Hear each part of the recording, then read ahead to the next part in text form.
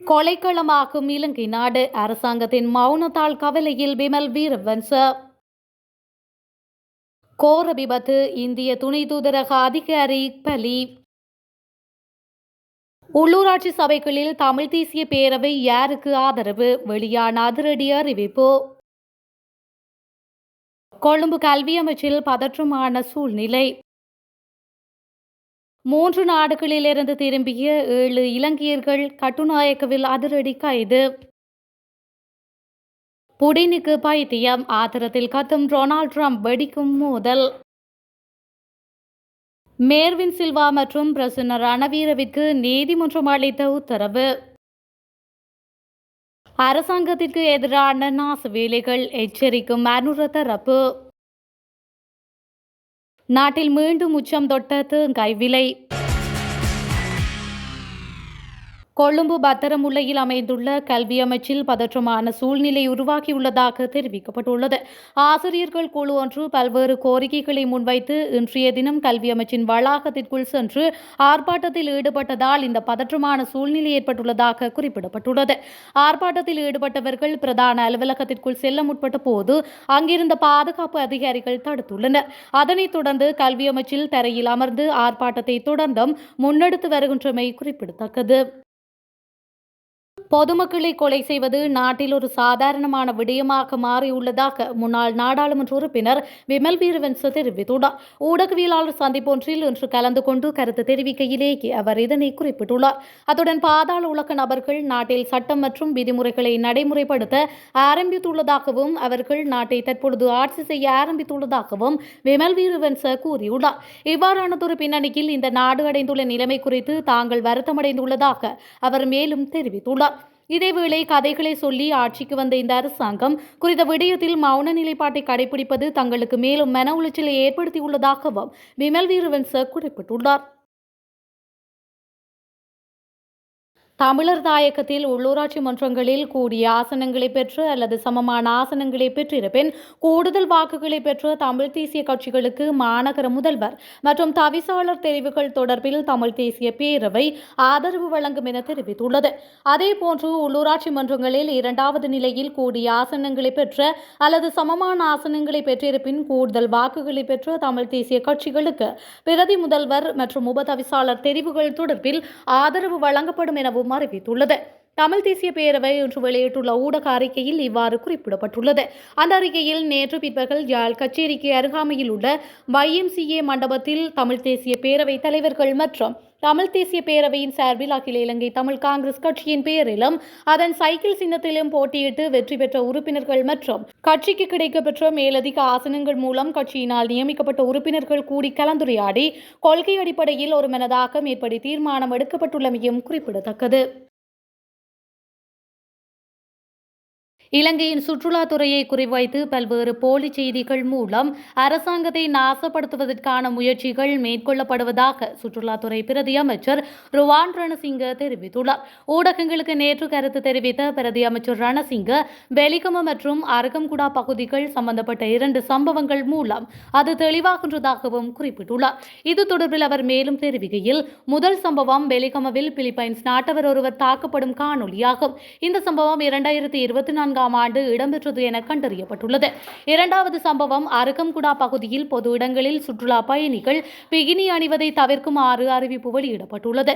இந்த அறிவித்தல் அப்பகுதியில் இனப்பதற்றத்தை ஏற்படுத்துவதற்கான முயற்சி என கண்டறியப்பட்டுள்ளது. கொழும்பு மாநகர சபை உட்பட முக்கிய உள்ளூராட்சி சபைகளில் ஆட்சியமைக்க முஸ்லிம் சமூகத்துடன் அரசாங்கம் இணைந்து செயல்பட்டு வரும் நேரத்தில் அருகம்குடா தொடர்பான அறிவிப்பு வெளியிடப்பட்டுள்ளது. இது தொடர்பாக நாங்கள் அருகம்குடாவில் உள்ள முஸ்லிம் சமூகத்தினரிடம் விசாரணை செய்தோம். பொது இடத்தில் நிர்வாணமாக ஒருவர் நடந்து சென்றதாகவும் அதற்கு அவர்கள் எதிர்ப்பை வெளிப்படுத்தியதாகவும் தெரிவித்துள்ளார்.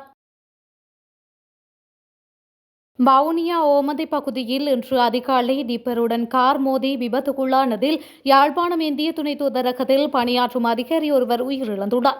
52 வயதான சச்சிதானந்த பிரபாகர குருக்கள் என்பவரே விபத்தில் உயிரிழந்தவராவார். அத்துடன் யாழ் பல்கலைக்கழக விரிவுரையாளர் உட்பட 3 படுகாயமடைந்து வைத்தியசாலையில் அனுமதிக்கப்பட்டுள்ளதாக ஓமந்தை காவல்துறையினர் தெரிவித்துள்ளனர். மேர்வின் சில்வா, பிரசன்ன ரணவீர உள்ளிட்ட 4 சந்தேக நபர்கள் மீண்டும் விளக்கமறியலில் வைக்கப்பட்டனர். முன்னாள் அமைச்சர்கள் மேர்வின் சில்வா மற்றும் பிரசன்ன ரணவீர மற்றும் 2 சந்தேக நபர்களுக்கு எதிரான வழக்கு இன்று மகர நீதவான் நீதிமன்றத்தில் மீண்டும் விசாரணைக்கு எடுத்துக் கொள்ளப்பட்ட போது நீதவான் மேற்கண்ட உத்தரவை பிறப்பித்துள்ளார். கிரிபத்குட பகுதியில் அரசாங்கத்திற்கு சொந்தமான நிலம் போலியான பத்திரங்களை பயன்படுத்தி விற்கப்பட்டதாக கூறப்படும் சம்பவம் தொடர்பாக இவர்கள் மீது வழக்கு தொடரப்பட்டுள்ளது. இந்த வழக்கு மகர மாஜிஸ்திரேட் காஞ்சனா சில்வா முன் இணைய வழியில் விசாரணைக்கு வந்தது. அனைத்து உண்மைகளையும் பரிசீலித்த மகர நீதவான் காஞ்சனாயன் சில்வா தற்பொழுது விளக்கமறியலில் வைக்கப்பட்டுள்ள மேர்வின் சில்வா மற்றும் பிரசன்னா ரணவீர் உள்ளிட்ட 4 சந்தேக நபர்களையும் ஜூன் 9ஆம் தேதி வரை விளக்கமறியலில் வைக்க உத்தரவிட்டுள்ளார். அத்துடன் பிரசன்னா ரணவீர சமர்ப்பித்த பிணை மனுவையும் நீதவான் நிராகரித்திருந்தமை குறிப்பிடத்தக்கது. நாட்டில் நிலவும் உப்பு பற்றாக்குறைக்கு மத்தியில் தற்பொழுது தேங்காயின் விலையும் அதிகரித்துள்ளதாக தகவல் வெளியாகியுள்ளது. கொழும்பில் நேற்று நடைபெற்ற ஊடக சந்திப்பின் போது நுகர்வோர் முன்னணி குறித்த விடயத்தினை தெரிவித்துள்ளது. அதன்படி தேங்காய் ஒன்று 200 ரூபாவிற்கும் அதிகமான விலையில் விற்பனை செய்யப்படுவதாக அந்த முன்னணியின் தலைவர் அசேல சம்பத் தெரிவித்துள்ளார். அத்துடன் தற்போது சந்தையில் 245 ரூபாய் முதல் 250 ரூபாய் வரையில் தேங்காய் விற்பனை செய்யப்பட்டு வருவதாக அவர் மேலும் குறிப்பிட்டுள்ளார். இதேவேளை இந்த வருடத்தின் மே மற்றும் ஜூன் மாதங்களில் தேங்காய் அறுவடையில் அதிகரிப்பு எதிர்பார்க்கப்படுவதாக லுணுவில தேங்காய் ஆராய்ச்சி நிறுவனத்தின் தலைவர் அண்மையில் தெரிவித்திருந்தார். இந்த நிலையில் தேங்காய் விலை குறைவடையும் என எதிர்பார்க்கப்பட்ட நிலையில் தேங்காய் விலை அதிகரித்துள்ளமையும் குறிப்பிடத்தக்கது. மொத்த முட்டை விலையில் மாற்றம் ஏற்பட்டுள்ளதாக அகில இலங்கை முட்டை சங்கம் தெரிவித்துள்ளது. இன்றைய முட்டைகளின் மொத்த விலையை அறிவித்த சங்கம் சிவப்பு முட்டையின் மொத்த விலை ரூபாய் 32 என தெரிவித்துள்ளது. மேலும் வெள்ளை முட்டையின் மொத்த விலை 28 ரூபாய் எனவும் அறிவிக்கப்பட்டது. இந்த விலைக்கு அதன் சங்கமே முழு சட்ட பொறுப்பையும் ஏற்கின்றது என்பதையும் அகில இலங்கை முட்டை சங்கம் தெரிவித்துள்ளமை குறிப்பிடத்தக்கது.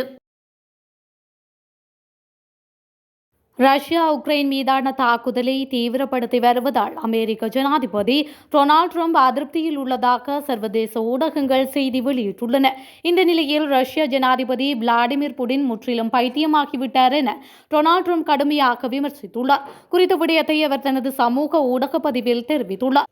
பதிவில் அவர் மேலும் தெரிவிக்கையில், ரஷ்யாவின் ஜனாதிபதி விளாடிமிர் புடினுக்கு எனக்கு எப்போதும் நல்ல உறவு உண்டு. ஆனால் அவருக்கு ஏதோ நடந்துவிட்டது. அவர் முற்றிலும் பைத்தியமாகிவிட்டார். அவர் தேவையில்லாமல் நிறைய பேரை கொள்கின்றார். நான் வீரர்களை பற்றி மட்டும் பேசவில்லை. எந்த காரணமும் இல்லாமல் ஏவுகணைகள் மற்றும் ட்ரோன்கள் உக்ரைனில் உள்ள நகரங்களில் சுடப்படுகின்றன. அவர் உக்ரைனின் ஒரு பகுதியை மட்டும் விரும்பவில்லை, முழு உக்ரைனையும் விரும்புகின்றார் என்று நான் எப்போதும் கூறி வருகின்றேன். ஒருவேளை அது சரியாக இருக்கலாம். அது ரஷ்யாவின் வீழ்ச்சிக்கு வழிவகுக்கும். புடின் செய்வது எனக்கு கொஞ்சமும் கூட பிடிக்கவில்லை என அமெரிக்க ஜனாதிபதி டொனால்ட் ட்ரம்ப் தெரிவித்துள்ளார்.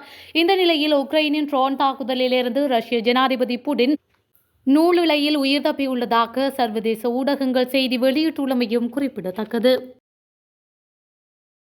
3 மத்திய கிழக்கு நாடுகளிலிருந்து திரும்பிய 7 இலங்கையர்கள் ரூபாய் 18.6 மில்லியன் மதிப்புள்ள சட்டவிரோத சிகரெட்டுகளை கடத்த முயன்றதற்காக பண்டாரநாயக்க சர்வதேச விமான நிலையத்தில் வைத்து சுங்கத்துறையினரால் கைது செய்யப்பட்டனர். குவைத், துபாய் மற்றும் ஓமான் என 3 வெவ்வேறு விமான நிறுவனங்களிலிருந்து திரும்பிய உள்ளூர் பயணிகள் தாங்கள் கொண்டு வந்த பொருட்களில் மறைத்து வைக்கப்பட்டிருந்த கடத்தல் பொருட்களை அறிவிக்காமல் விமான நிலையத்தை விட்டு வெளியேற முயன்றதாக கூறப்படுகின்றது.